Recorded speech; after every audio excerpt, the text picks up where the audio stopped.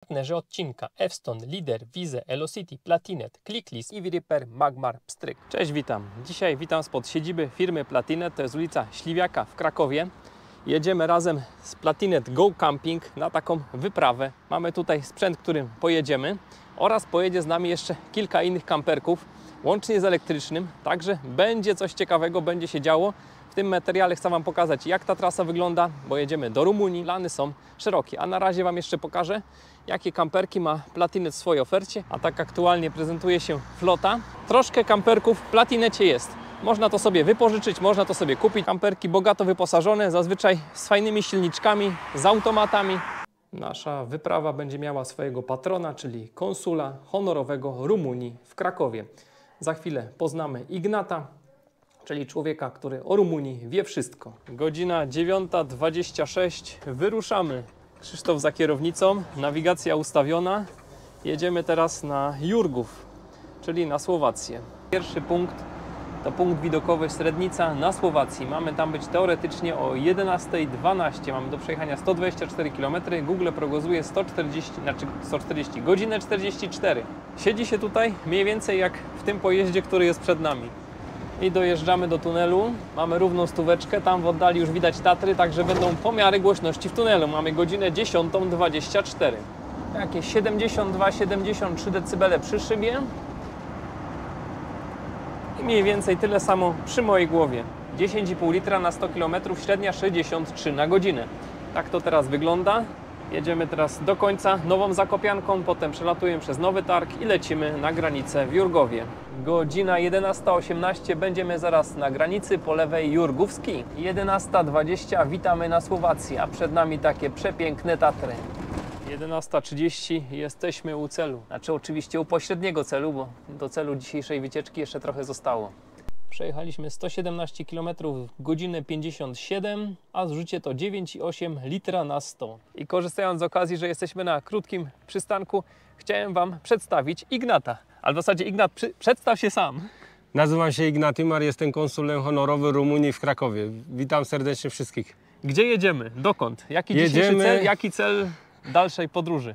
Jedziemy jak zwykle do Rumunii. Dziś startujemy do naszej wyprawy z kamperami po dachu Rumunii. Tak, dzisiaj dojeżdżamy do Oradea, to jest pierwsze miasto przy granicy z Węgrami. Dobra, więcej zobaczycie dalej, a my zbieramy się, jedziemy na kolejny przystanek. I krótki przystanek za nami. Jak krótki, to chyba sprawdzę dopiero przy montażu, bo nie pamiętam, ale myślę, że ponad godzinkę. 13:16, ruszamy dalej. I kolejny krótki przystanek, tam mamy wyjazd na Łomnicę, także kolejne piękne miejsce. Teraz przywitamy się z Krzysztofem. Cześć wszystkim.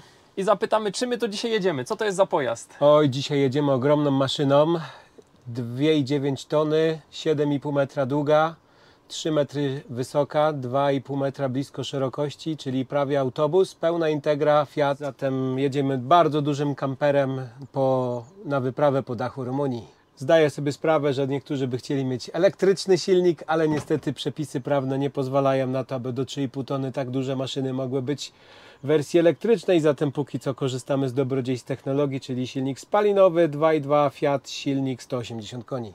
Dobra, mamy tutaj oczywiście automat. Lecimy dalej.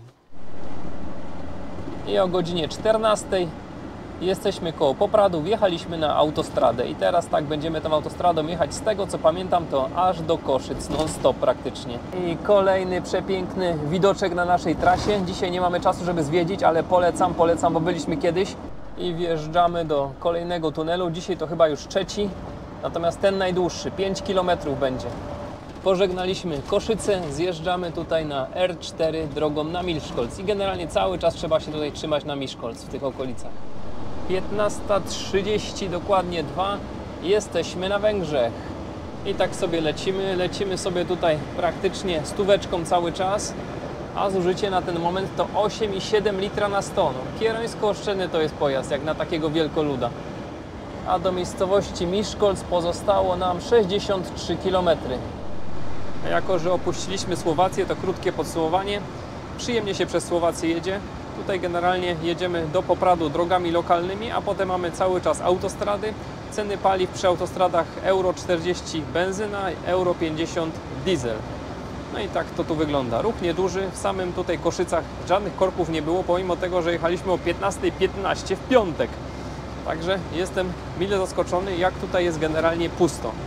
No a teraz Węgry i na Węgrzech jedziemy do miejscowości teraz Miskolc, potem Debrecen, no a potem już rumuńska Oradea. Do ostatniego przystanku na Słowacji zrobiliśmy 174 km, 2 godziny 9 minut. Zużycie mamy na ten moment 9,2 litra na 100 i robimy pierwszy przystanek na Węgrzech. To teraz, Krzysztofie, tak biegusiem zaprezentujemy tego kampera. Samochód na Fiacie 180 koni. Jak widzicie, w pełnym off-gridzie, czyli mamy tutaj w naszym garażu bardzo duży magazyn energii, 5 kWh, 400 Wh panele i jak sobie zobaczycie, zapraszam z tamtej strony do środka. Samochód oczywiście w pełnym automacie, 180 koni, jak mówiliśmy, tutaj są duże fotele, tutaj możemy dla 6 osób spokojnie zrobić sobie zestaw, a z tyłu, jak patrzymy, oczywiście łóżka, tu oczywiście mamy klimatyzację postojową, która nam w tym momencie działa. Zatem łóżka są bardzo duże, 200 na 200. Tu oczywiście możemy zobaczyć, jak jest duża toaleta, jak to wszystko sobie wygląda. I oczywiście tutaj jest bardzo duża lodówka, a tu obniżamy sobie łóżka, tylko oczywiście w momencie, kiedy złożymy siedzenia, jeszcze mamy bardzo duże łóżko 140 na 200. Także zapraszam do tego, aby korzystać z karawaningu, bo to jest naprawdę coś fajnego. A tu mamy jeszcze taką klimę, która działa off-gridowo, zasilana z dachu, co bardzo mi się podoba, bo mamy dzisiaj upał.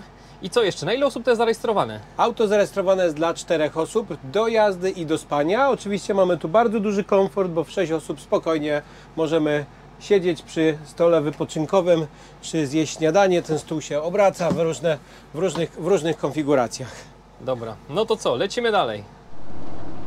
I godzina 17, wjechaliśmy na autostradę Budapeszt-Debrecen. Skręciliśmy oczywiście na Debrecen i mamy 157 km do Oradei. Na 18:35 jesteśmy w Rumunii. Zero korka, zero kontroli. Rumunia jest w Schengen, także petarda. Teraz jedziemy tutaj umyć auto, jedziemy na kemping, jedziemy tutaj do rodziny Ignata, także jeszcze się dzisiaj trochę poplątamy. A statystyka z mojego przejazdu to 10 litrów i 84 na godzinę średnia. Tak to teraz wygląda. Pięknie auto umyte za 10 zł, także zdecydowanie taniej niż w Polsce, bym powiedział. Dzień drugi, poranek. Dzisiaj będziemy jechać do miejscowości Rażnów koło Braszowa. I takie z poranka krótkie 360 chciałem Wam tutaj zrobić. Jak wygląda okolica. Tam wczoraj była imprezka, tam mamy basenik. A tam przejeżdżaliśmy wczoraj wieczorem przez miasto, tutaj wrzucę jakieś przebitki. To jest taka uzdrowiskowa miejscowość, hotele, jakieś baseny i taki deptak jak jakiś Międzyzdrojach może, coś takiego. To wszystko gdzieś tam. Także kemping za mną. Okolica taka dość fajna, przyjemna.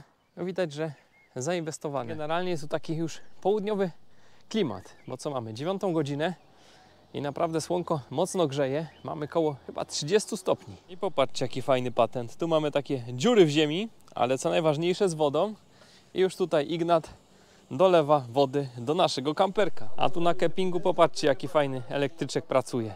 I dzięki temu nam tutaj nie smrodzi, nie kopci. Także jesteśmy zadowoleni z takiej cichej obsługi kempingu. I poszedł jak przecinak. 10:55, opuszczamy kemping, ruszamy w dalszą trasę. Mamy zatankowane 65,7 litra, a cena to 7 lei. I podróżujemy sobie takimi tutaj lokalnymi dróżkami. Widoki takie troszkę jak z północnej Chorwacji, no generalnie takie troszkę bałkańskie, chociaż to chyba jeszcze nie są Bałkany. Także bardzo ładne widoki za oknem.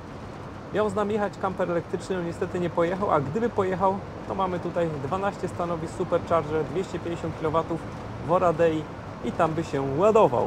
No i podróżujemy takimi dróżkami. Czasem mamy mocne zakręty, takie bardzo ostre serpentynki, czasem trochę miejscowości. Średnia wychodzi około 60 na godzinę, ale generalnie jest dość pusto, tak? I do tego równe te drogi, bardzo, bardzo przyjemnie się tu jedzie. Przepiękne widoczki i taka fajna autostrada A1 na Bukareszt. I mamy 300 km do Bukaresztu i jakieś 200 do Braszowa. Tam na przedmieściach Braszowa jedziemy na taką imprezę jak Camper Van Fest. I wjechaliśmy do województwa Braszow i takie piękne góry tutaj z resztkami śniegu po prawej. Znakiem tego już niedaleko do dzisiejszego celu i głównych celów naszej wyprawy. I kolejne miasteczko na naszej trasie, tym razem Fagarasz. No i 20:40 jesteśmy u celu. No jest zdecydowanie duża impreza pod patronatem firmy Victron. Fotowoltaika off-gridowa. Dzień trzeci. I opuszczamy nasze miejsce kamperowania, kempingowania. Jedziemy na zamek Drakuli. Jesteśmy w miejscowości Bran. Przepiękne góry po lewej, a za zakrętem powinien być zamek. No i jest zamek, jest, udało się. A teraz idziemy z Aleksem pozwiedzać skansen. I podchodzimy do góry pod zamek. Bileciki 70 lei, więc jakieś 60 zł. Zamek kontrolował drogę, która tam jest poniżej i pobierał 3% podatku, jak ktoś chciał przejechać. Został wybudowany między rokiem 1377 a 1382. I tutaj mamy kawałek historii, jak to wyglądało. I zwiedzamy. Tutaj taka sala z kominkiem. Kolejne pomieszczenie.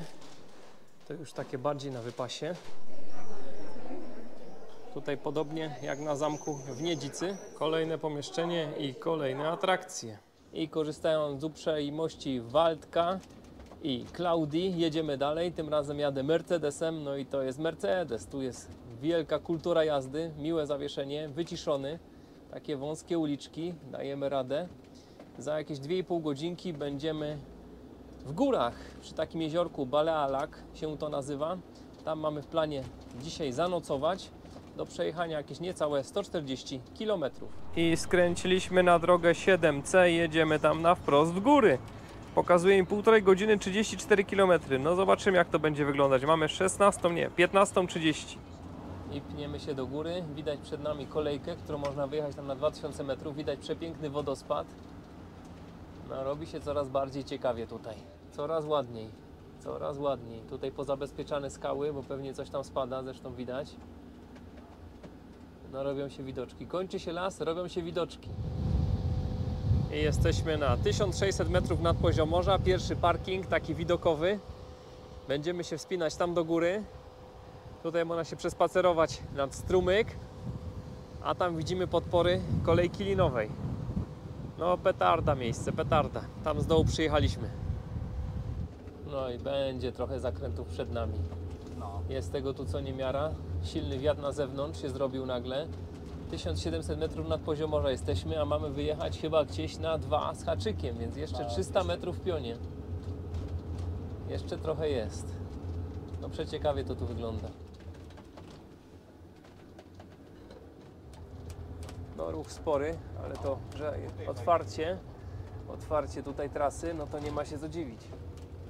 No i pniemy do góry. 1930 metrów nad poziom morza aktualnie. No widoczki bajka. I jesteśmy prawie u celu. Się robi, widzę, lekki zator.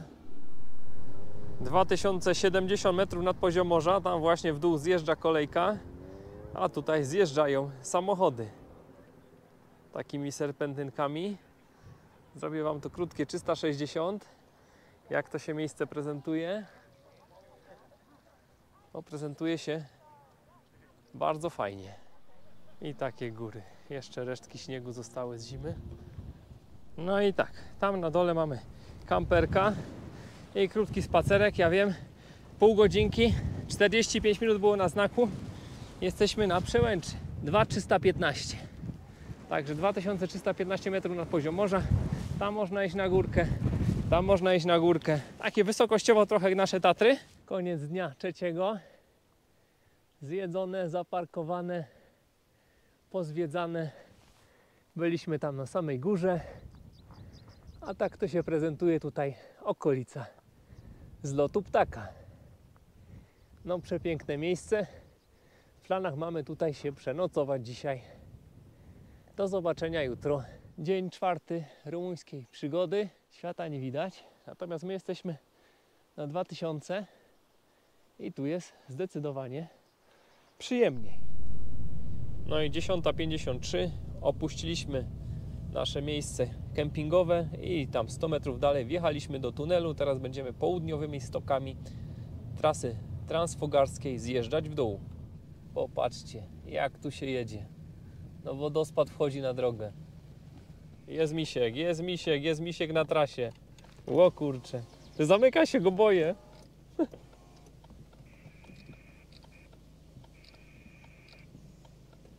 No i siedzi i patrzy na nas, a my na niego.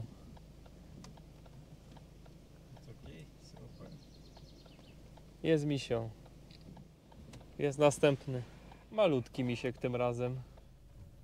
Co chwilę jakiś misiek, a tu w końcu mamy jeziorko. Jeziorko było już widać nawet wcześniej, bo jest bardzo duże. To jest sztuczne jezioro, Vidraro się nazywa. No widoczki coraz lepsze, pogoda się też poprawia. Teraz tylko znaleźć coś dobrego do jedzenia. I misiek za kamerą, czyli ja też będzie zadowolony. Jakieś 40 km zostało nam do Transalpiny. Mamy 17:30. I jesteśmy u podnóża gór. A tutaj taka wioska, mała miejscowość, gdzie jest bardzo dużo ceramiki. Zaraz wam coś wam zaraz tu pokażę. Jesteśmy w miejscowości Chorezu i tutaj mamy tradycyjną ceramikę. No i tam na zewnątrz, powiem wam, to nie było nic. Jak się wejdzie do środka, no to tu jest petarda. Dla wielbicieli ceramiki, jakbyście gdzieś tu byli, w okolicy trasy Transalpina, w górach Rumunii, to musicie się tutaj znaleźć. Jest tutaj tego naprawdę dużo. Takie 20 na przykład. I wjechaliśmy na drogę prosto w góry. Za chwilę będziemy na Transalpinie. I co? Jedziemy sobie tutaj. Jest godzina 19. Wyjedziemy tam do jakiegoś miejsca, gdzie będziemy dzisiaj nocować. A jutro może coś pozwiedzamy. No zobaczymy. Także dzisiaj koniec pomału dnia czwartego. Jak będzie coś ładnego, to jeszcze oczywiście wam nagram. Trzeba jechać tutaj drogą 67C. To jest najwyżej położona droga w Rumunii. Wznosi się z tego, co pamiętam, na ponad 2100 metrów nad poziom morza. I startujemy na Transalpinę. Taki zaczyna się mocny podjazd przez wioskę. Droga ma chyba 154 km całe. Także będzie się gdzie wspinać. Także startujemy za jakieś 400 metrów nad poziom morza. A mamy wyjechać na ponad 2 km. No troszkę tego będzie. I właśnie wjechaliśmy do miejscowości Rynka. Czyta się Ranca. Znaczy pisze się, przepraszam. I lecimy sobie teraz Transalpiną do góry. No i to jest troszkę inna trasa niż transfogarska. Transfogarska była zrobiona pod wojsko. Miała takie łagodne zakręty. No, była generalnie drogą, którą mogły jeździć lawety. Natomiast tutaj jest taka droga, bardziej jak ja bym to powiedział, jak dawno temu chodziła kozice, potem chodzili ludzie, a potem powstała droga. Dużo więcej zakrętów, dużo ciaśniejszych zakrętów. Zdecydowanie ciaśniejszych. Także tutaj nie da się tak szybko polecieć. Pozabezpieczane tutaj pobocza, czasami oponami, czasami betonami. No i te zakręty dużo ostrzejsze. Także jedziemy do góry. Widoczki coraz ładniejsze. No, trzeba tu na zakrętach uważać. Tam jest stacja meteorologiczna, jakieś stacje nadajnikowe. No i zakręt na zakręcie. No jest, już widzę, gdzie się wyjeżdża na 2000. To się zjeżdża do tej miejscowości, a tam się wyjeżdża do góry. Tam pojedziemy jutro. No petarda, rewelacja. Coś pięknego. Zakopane mamy na jakieś 1000 metrów nad poziom morza i to u samej góry Zakopanego, a tutaj mamy miejscowość taką na 1500 metrów nad poziom morza. To tak ja wiem, myśleńskie turnie albo nawet wyżej. Także fajnie tutaj. Śniegu już nie ma, ale przyjechać tu na narty to bym chętnie kiedyś się wybrał. I mamy to. Rynka. 30 na godzinę ograniczenie.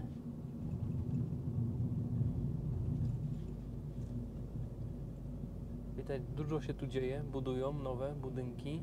No i chwila moment nieuwagi, z 26 zrobiło się 16 stopni. No ale kilometr jesteśmy wyżej. Jedziemy na rekonesans po okolicy. No powiem szczerze, że dla mnie to jest petarda. Dużo lepsza niż transfogarska. No przepiękna droga. Natomiast bardziej wymagająca, bardziej kręta. bo zakręty tutaj są naprawdę mega.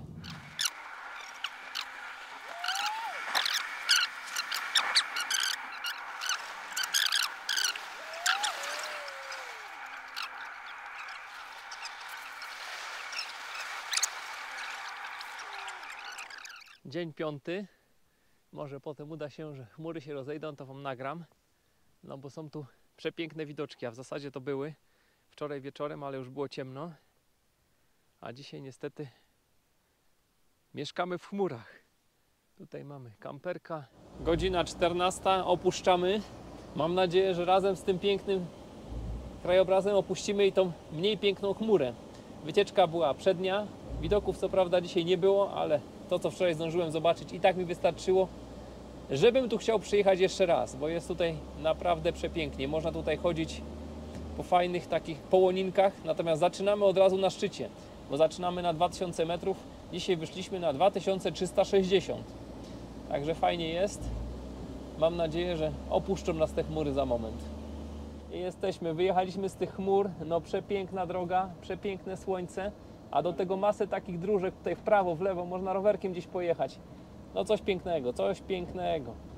No i popatrzcie, jak się kamperek ładnie składa. Nawet takim sprzętem można się pocieszyć zakrętami.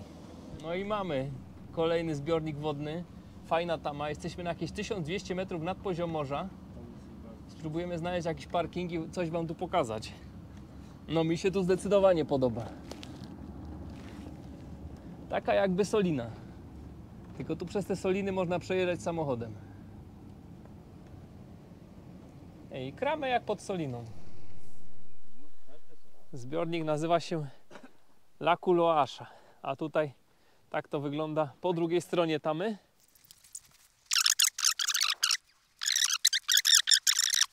A tu przyszliśmy zjeść takie placuszki. Właśnie nam tu Państwo przygotowują.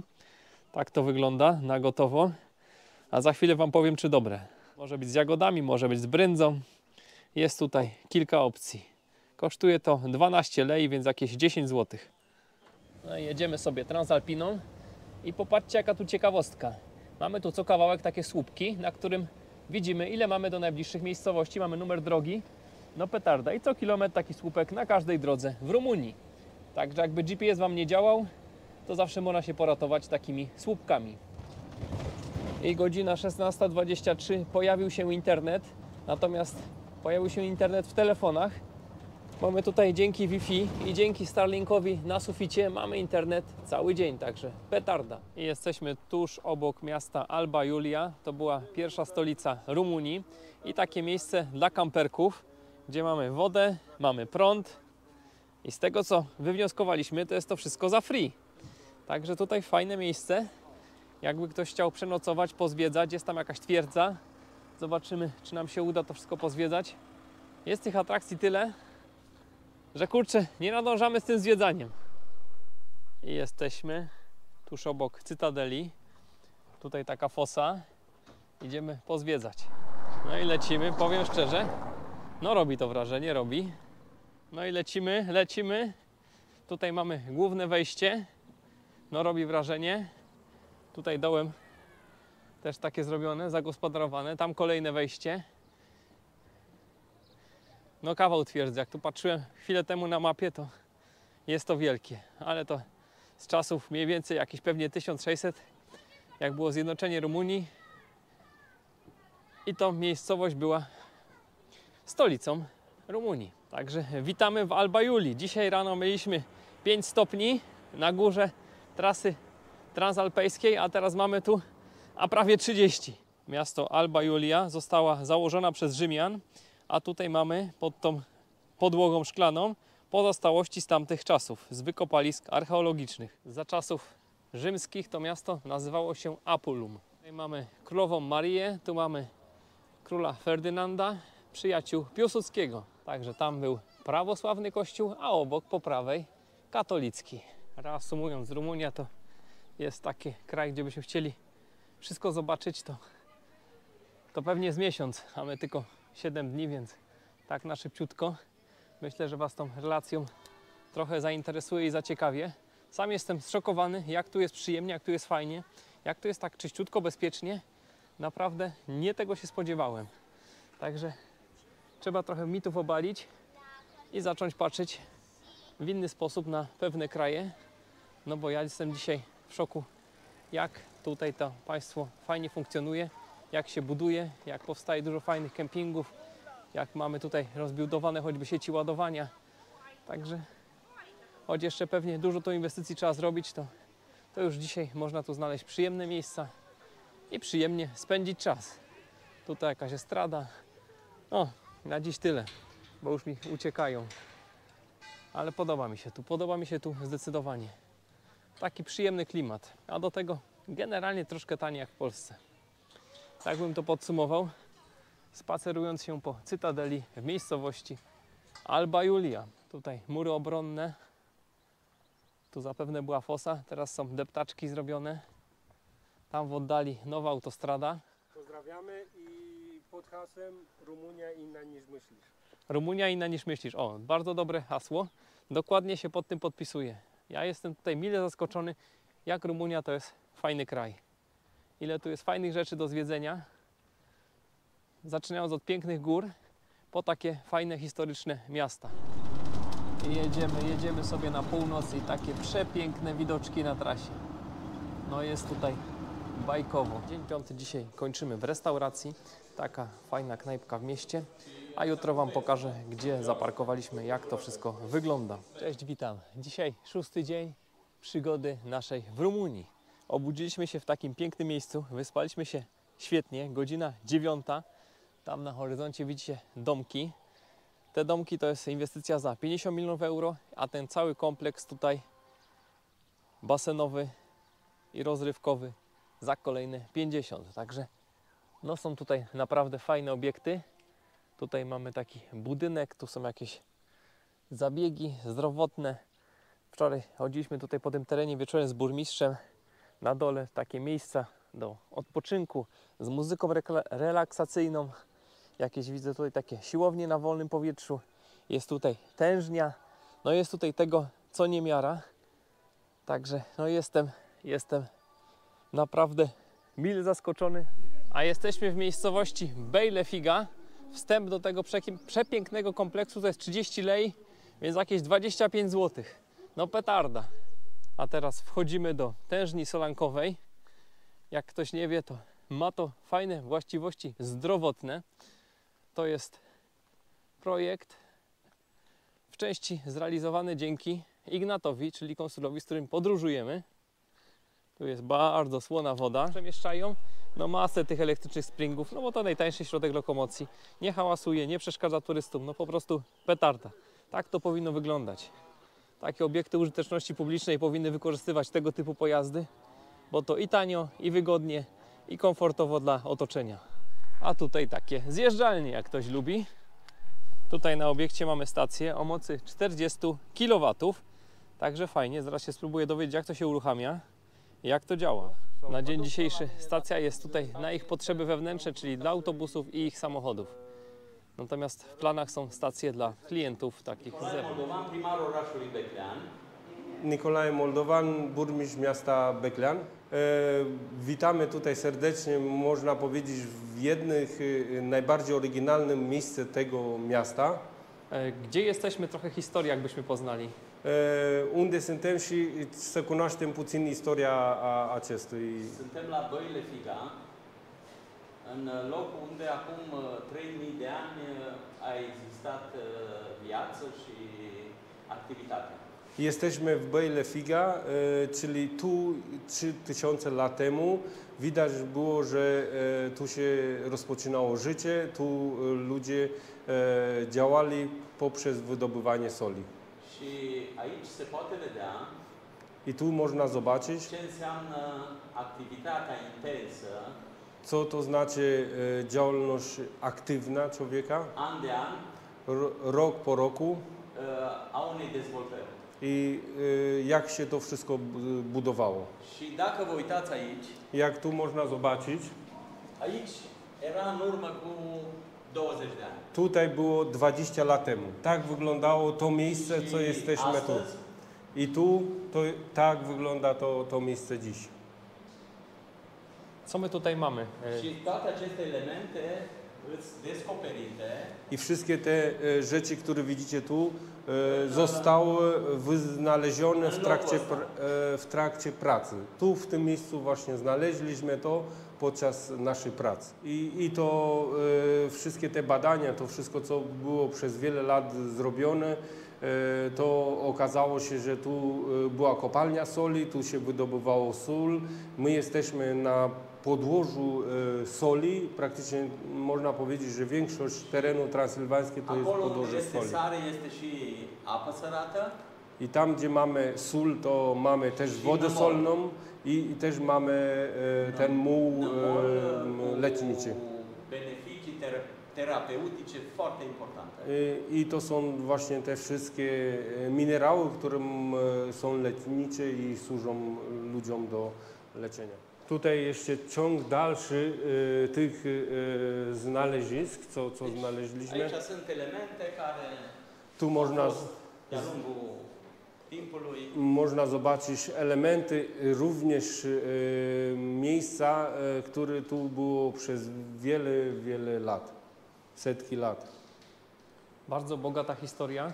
A jak ktoś by chciał tu przyjechać, tak komercyjnie można?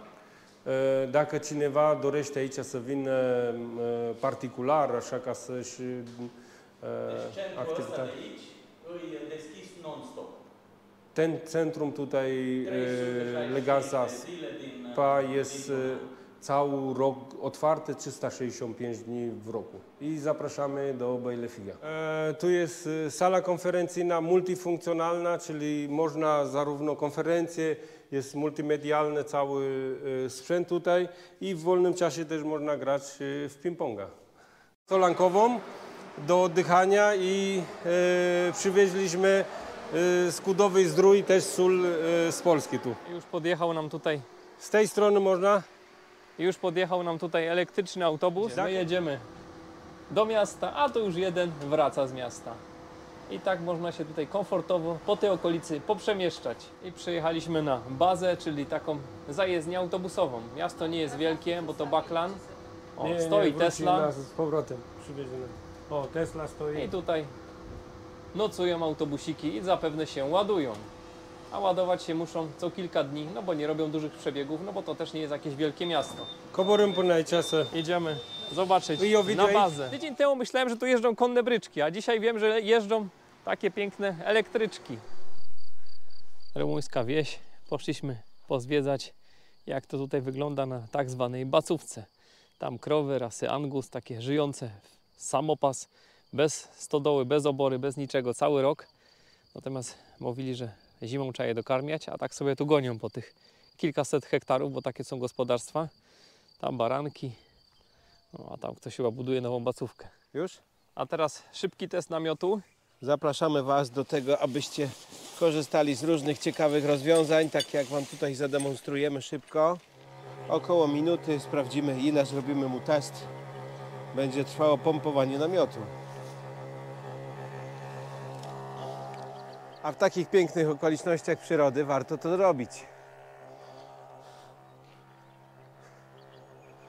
Ustaw może bardziej pociąg tam do siebie.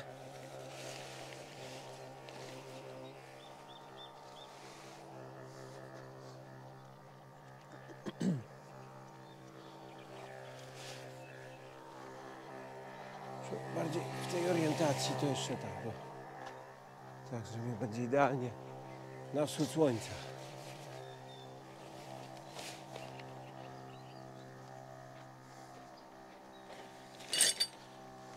Ale zostań, niech on sam wstaje.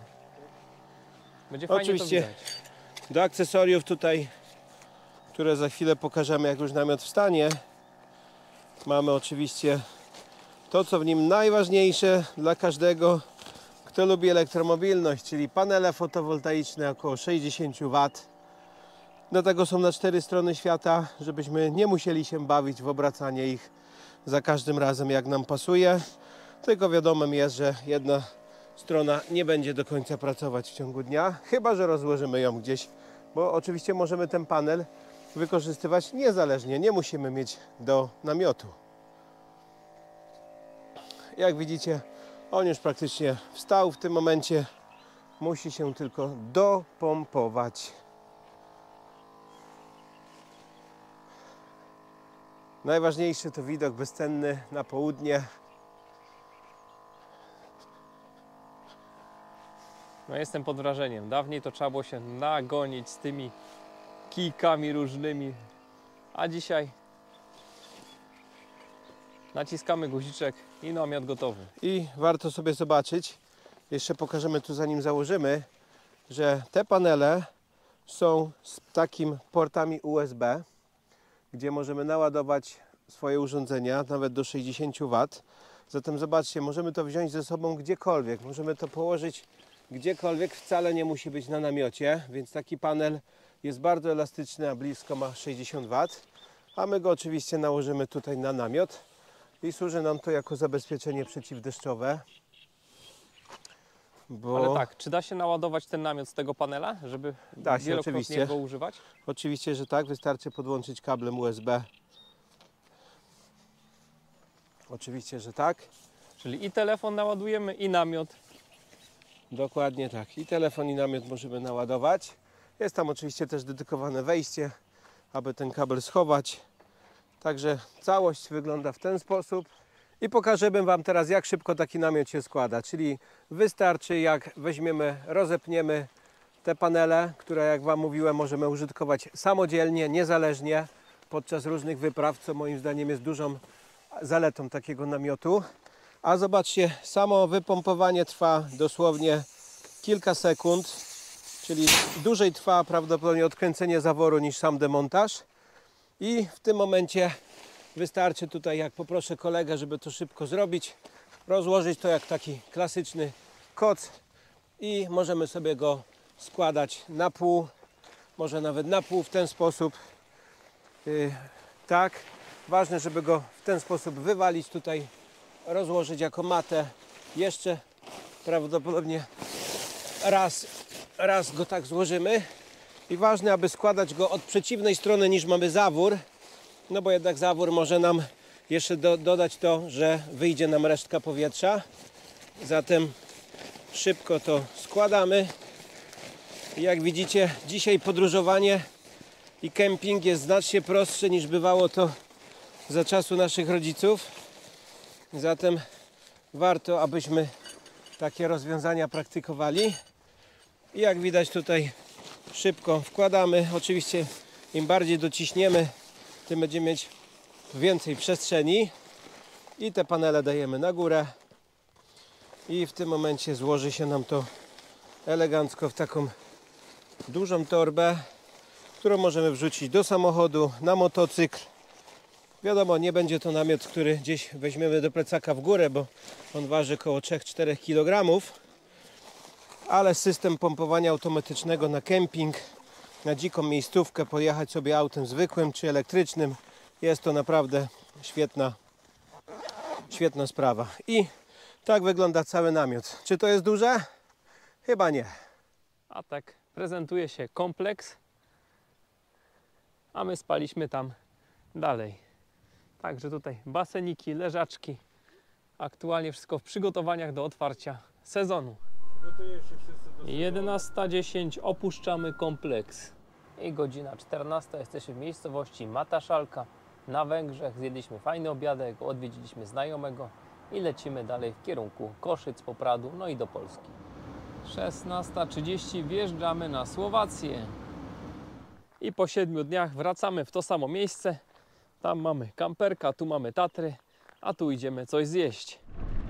Godzina 19, jesteśmy w Polsce. I jesteśmy z powrotem w Skawinie i zobaczymy, jaka tu statystyka nam wyszła. Z ostatniego odcinka 8,4 zużycie.